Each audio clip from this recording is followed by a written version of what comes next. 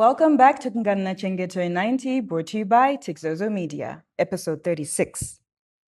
General Chikwekwe pushed down his spear, hitting one of the young men in the thigh.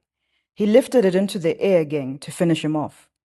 Midway into the air, he felt a firm grip hold his hand in restraint.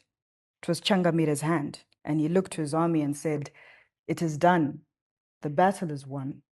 But be warned, the war is not over. These boys are not soldiers. They will be my captives. Chain them up. They come with us."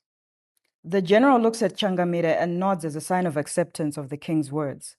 The men shout in celebration as they gather the belongings of the fallen army and prepare to return to the capital, Danangombe, along with the tales of how they had dominated the foreign men in battle.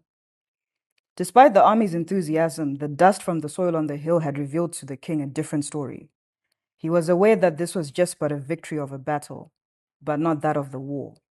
This was only the beginning of what was to come, and it was never going to be the same, for the road to come was going to change the plains as they knew it, and this thought would haunt the king until his last sleep. Join us tomorrow for more Kunganna Chengeto 90, brought to you by Tixozo Media.